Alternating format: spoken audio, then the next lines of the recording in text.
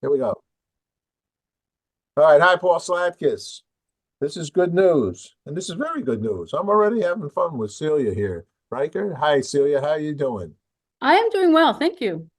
Celia has a good sense of humor, and I appreciate that. And she's an author. She's penned.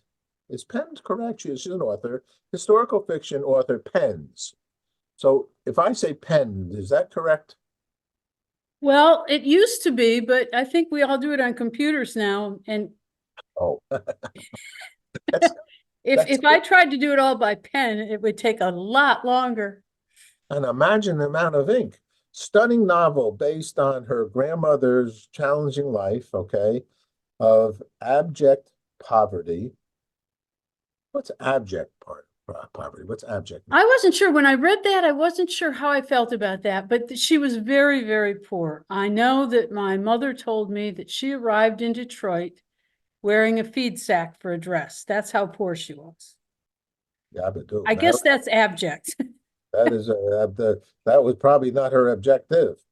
All right, marriage at 13 and having to make a haunting choice. Okay. I don't know if I'm going to squeeze the haunting choice out of her, but out of Cecilia. But is it Celia? Am I saying it It's right? Celia. Celia. Okay. And so, well, that's a heck of a beginning. Where do we go from there? Well, the book opens with Augusta walking past the home of the couple that adopted her youngest daughter. And that's what her decision was. She could let all four of her children go to into homes, or she could let one daughter go to a couple that she knew who had always wanted a child. And basically, she sold her youngest daughter so that she could keep the other three. They raised her daughter and then helped her care for the three she had left. It's a true story, This is a true story. and it's your true story. It's your grandmother. It's my Yes. grandmother's story, yes. Did you know your grandmother? Did you ever meet your grandmother? I knew my grandmother. She passed away when I was very young. I knew her. She shows up in my first book when I hiked the Long Trail. I wrote a memoir about hiking, and she showed up on top of Mount Baker when I saw the snakes sunning themselves. She's the person who taught me not to be afraid of snakes by catching them and showing me how beautiful they were. And she introduced me to walking in the woods. So I knew her to live a simple life near the lake and the woods, and enjoyed walking in the woods with her. But I didn't realize how difficult her life had been. And once I began to learn her story, I wanted to know more because it was married off at the age of 13. I don't know if you have an image of the cover, but the image on the cover is from a daguerreotype, 2.5 by 3.5 inches that You have the book there? I don't have it. I just went to get it. I have my other book, but I don't have that one. Let me see the other book while you got it there. And just It hold is it up. Walking Home. Oh, so and this Translated. was walking home with your grandma? She shows up in this book also. She shows up when I see the snakes sunning themselves and when I hear loons call on the lake. So she does show up there. But the image that my aunt gave me is a tiny daguerreotype. And she told me, this picture was taken on your grandmother's wedding day. And she was 13 years old when she was married off to the widowed father of one of her classmates in Arkansas. And she's wearing her 8th grade graduation dress. And that as Absolutely. and I thought, 8th grade, ew. But yes, and then her second husband abandoned her in Detroit with 4 children to provide for. So her life was very complicated. And the woman I knew was just lived a simple life near the woods, and I never heard her complain or talk about this. I learned these things from other people. You did what you had to do. Yeah, she did what she had to do. Do you do And what you have to do? pardon me? You do what you have to do. I get to do a lot more than what I have to do. I get to go hike in the woods and play, and her youth and early adulthood, her only choice was to do what she had to do. She didn't have any leeway. Being a woman at that time, you didn't have many choices. And being poor, that limited her choices as well.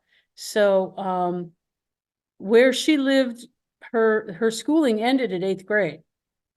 And so that at that point, she was supposed to go off and live an adult life. And that just, I don't know, I think of myself in 8th grade and think that would have been so difficult for me. How did she inspire you, though? I mean, you went with the walks with her. Because you're speaking very nicely about her Well, and very admirably and respectfully. I thought she was almost magic. I don't know. Oh, she She put a taught me not snake to be up your. afraid of the loon calls. She taught me not to be afraid of snakes. And she took me out on the dock when the storms were coming in to show me not to be afraid of storms because they're beautiful. I don't know. I thought she was a brave person and I admired that courage. And she made me a little more courageous. Do you feel you are depicting her in that way in your book so people can get a sense of that? Yes, I think so. I think they get a sense of the fact that she's not a whiner. And she wasn't just surviving, she was thriving on what she could make of her life. She raised the 3 children that she raised on her own, grew up happy and went off and married and had children and and I don't know how my father learned how to be such a good dad because he had no example except what she taught him, because his father walked off when he was, I think, 6. And so he didn't know much in the way of a father image. What his father taught him to do was swear. He was a swearer.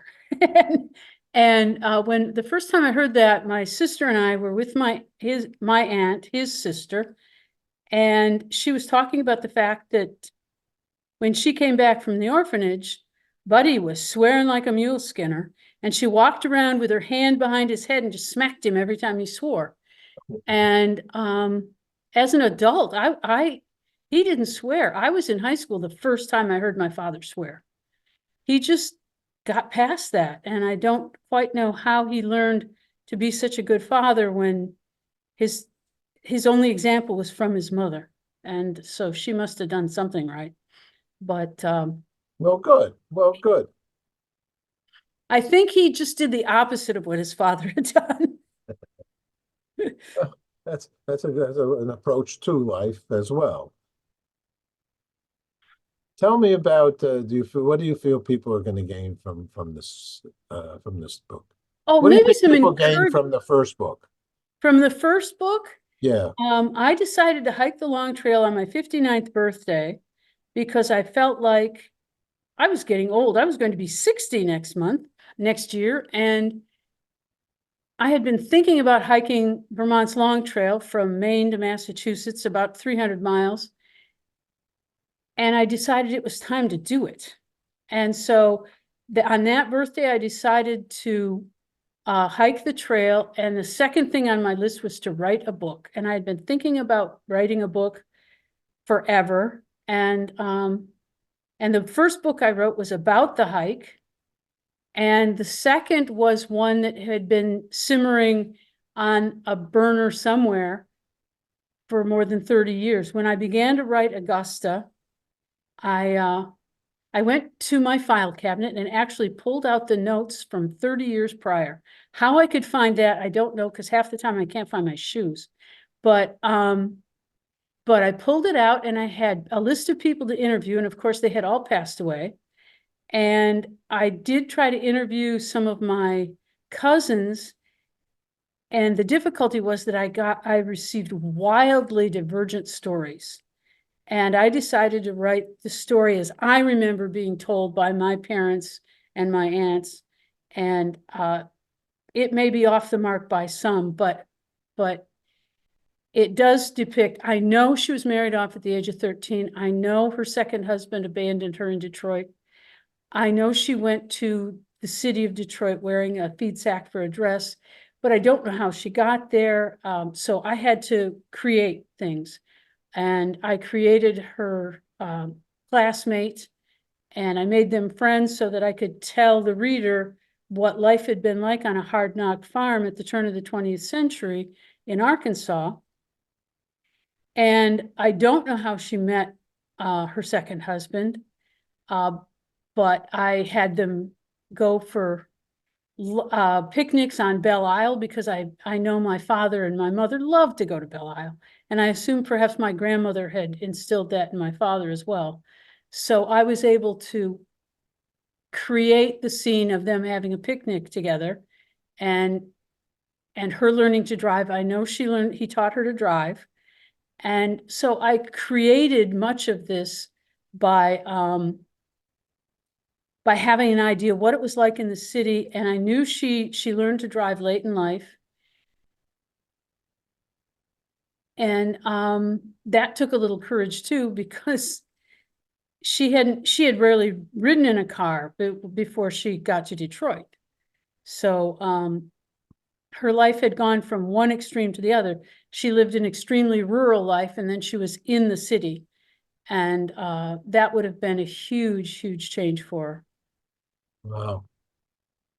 I Lots did of stuff. think that I was going to write it in the third person so that I could tell the reader how she felt and how her children felt and maybe how her fellow employees felt. But I wrote the first scene from her point of view, and I stayed there. This is her telling her story. There were moments when I thought she was sitting in the corner watching me, and I'd sit down to write one thing, and it's not uncommon for me to sit back and look at what I've done and go, wow, I'm not sure where that came from. But in this case, I felt almost as if I were being directed, as if I were channeling my grandmother. There were times when the story that came out, I couldn't even imagine where it came from. You were channeling your grandmother. That's how it felt. That's how it was. Maybe. I think so. Because I can see your admiration for this woman. So you, at a relaxed stage, you know, things will come up.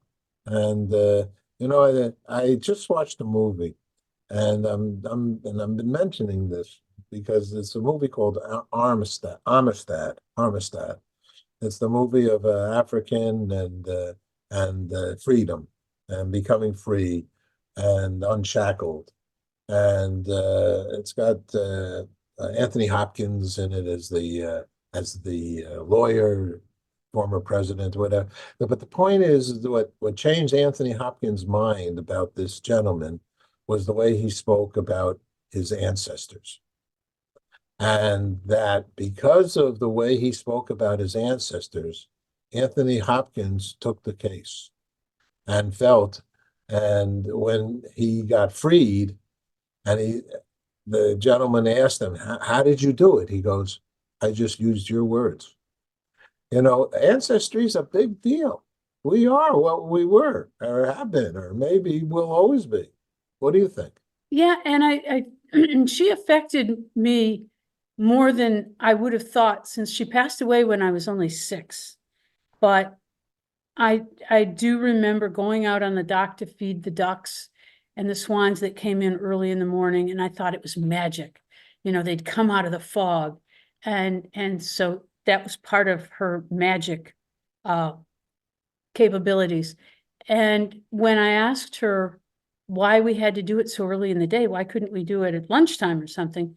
And she said, little children don't know, the other children don't know that baby ducks and swans, if you chase them too much, they can actually drown. And she said, they don't know that the way you do. And the fact that I didn't know that until she just told me, but she acted like I already knew it. And so it made me feel part of some big grown-up plan, that I was mature enough to go out in the morning and feed the ducks and swans so that those other children wouldn't hurt them. I compared, I'll share it because I'm trying my best now to pull together. We have 6,500 shows of good news. I've interviewed 2,000 authors, and they've been one-off pieces. I haven't put them together as a show, as a TV show. I'm trying to build a channel now, Good News Channel, 24/7. And so, I mean, I have a ton of content, and then I can get other people's content, blah, blah, blah, blah. But what I just said to CBS executives who I'm proposing this to, I'm pitching it to, because I started at CBS in 72, right out of college and after graduate school. And I try to tell them how powerful my CBS experience was 52 years later. My first 7 years in television, working on All in the Family, Sonny Shear, Cal Burnett in California. But the initial years, and then I looked up there, I did the Brain series on PBS at one point. It's coming back to you when I finish here, is that between the ages, they say, and lots of research says between 5 and 7, the whole game is almost over with who we are and what we will be, and our love for others, their sensitivity towards nature. That it becomes such an early age that by the time you're 8, 10 or so, you're just adding on to something that was, because you're all open. Your mind is all open. Actually, when we're born, we all speak the same language, which is no language. And so it's such a powerful time. So for you to speak about I only knew her for 6 years, those were the most powerful years of your life, I think. Do you think so? Well, evidently, because I have been thinking about her and this book for a very long time. There's a part of me that wonders, she was rather private. There's a part of me that wonders what she would think of this book. And another part of me that feels like she helped me write it. So I think she'll be okay with it. But yeah, the things I remember, her life was so simple. She had a hand pump at her kitchen sink, which I thought was magically wonderful. And she did have an indoor toilet, but you had to pump the water at the sink and pour the bucket into the toilet. And I thought, this is so cool. But looking back on it now, it was pretty rugged living. And she could cook on a little camp stove in her kitchen, and she could cook up quite a meal. But you're a perfect for your grandma. You're a perfect person because you're one inquisitive person. You're one loving for life, love of life. That's a soap opera right there. Love of life. You have love of life. You did the big trail in Vermont or whatever it's called. You're out there. You are, they're not fooling around. You want to enjoy as much as you can. Yes, no, maybe? Yes, well, my philosophy right now is to do as much as I can for as long as I can. I'm trying to be realistic. There are some things I really can't or shouldn't do anymore, but I hiked the long trail on one leg that has 6 healed fractures in it and 11 screws and 7 inches of titanium rod. And there were mornings when it just hurt like crazy and I'd just walk out of it. And it was so amazing. I mean, when I finished, one of the things my husband said, he said, what was the best part? And he said, what was the worst part? And I said, getting to the summit of a mountain, just getting up there. He said, what was the best part? And I said, getting to the summit of the mountain, getting there, because it was so hard when you got there, then it was so much more amazing than if I'd driven up there. So yeah, the thing that was the hardest was also the thing that was the best. Where do we get your book, Celia, and what's it called? It's called Augusta. And It's available wherever books are sold. You can order it on Amazon or with Barnes and Noble. And if you want to get to know me a little better and read excerpts from both of my books, you can go to my website at celiaryker.com. Celiaryker, because it's an unusual spelling. But I managed, my publisher helped me get my domain name, and I was stunned that I got my name.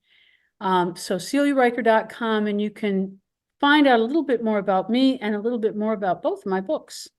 Congratulations to you. It was a pleasure speaking with you. You got a lot of good news, and I'm happy to share it. Thank you. Thank you so much. You take care. You too.